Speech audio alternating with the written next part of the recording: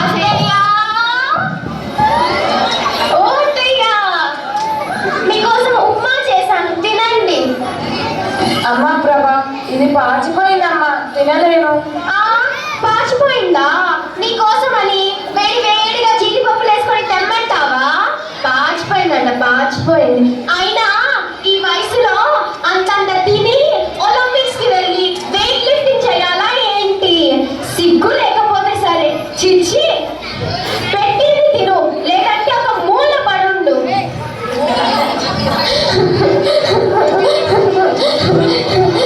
ఏమండి, నా ఇంట్లో ఇంత మొత్తం నేను చాకరీ చెయ్యలేనండి.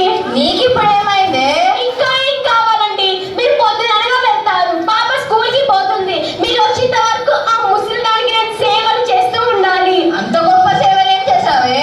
ఏం చేయాలి మీకు చెప్పాలా ఏంటి? చెప్పకపోతే అర్థం చేసుకోలేరు. సరే సరే, ఇప్పుడు నన్ను ఏం చేయమంటావు చెప్పు. ఇంట్లో నేనన్నా ఉండాలి, ఆ ముసలిదైనా ఉండాలి. ఇప్పుడే చెప్పండి. ఈ వయసులో ఆమె ఎక్కడికి వెళ్తుంది? ఎక్కడికైనా పంపండి. ఆ ముసలిని మాత్రం ఇంట్లో వద్దు. ప్రతి ఊర్లో ఉన్నాయి కదా వృద్ధాశ్రమాలు, ఎక్కడ చోట చేర్చండి. వృద్ధాశ్రమానికి ఫోన్ చేయండి. చేస్తానులే. ఇప్పుడే చెయ్యండి. చేస్తున్నా. హలో, ప్రొద్దుటూరు వృద్ధాశ్రమం అండి.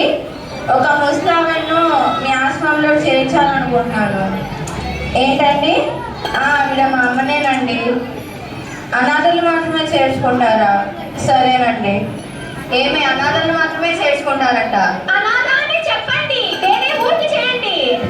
చేస్తున్నా. హలో, కడప వృద్ధాశ్రమం అండి. ఒక ముసలామెను మీ ఆశ్రమంలో చేర్చాలనుకుంటున్నా. ఆమెకి ఎవరు లేరండి. రేపు రమ్మంటారా? సరేనండి.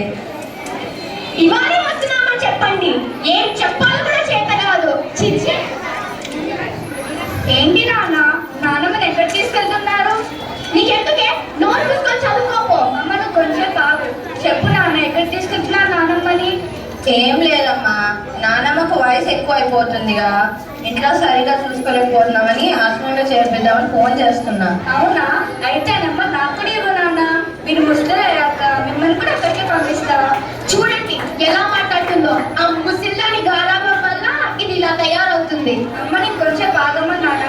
ఇందాక పాచిపోయే తిండి మా నాన్నకు పెట్టావే, అదైతే నువ్వు తినచ్చు కదా, లేకపోతే నాన్నకు పెట్టచ్చు కదా, కొన్ని నాకు ఇవ్వచ్చు కదా. ఎందుకమ్మా నీకు నాన్నమ్మ అంటే అంత కోపం? అయినా నీ తెలివి ఏమైంది నాన్న? నువ్వు నన్ను చిన్నప్పుడు ఎంత బాగా చూసుకుంటావు కదా, నాన్న కూడా నేను అంత బాగా చూసుకుంటే కదా. ఆ మాత్రం అర్థం కాలేదా?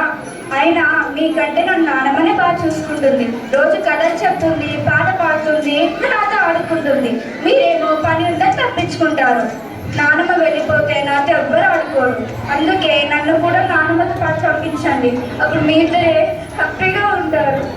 అంత పెద్ద పెద్ద మాటలని మమ్మల్ని బాధ పెట్టకు తల్లి. మరి నాన్నమ్మ బాధపడదా అమ్మ?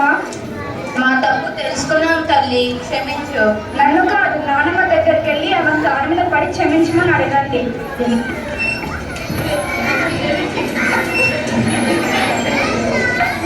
మమ్మల్ని క్షమించమ్మా. Very nice, very nice. ఈ విలువ తెలుసుకో.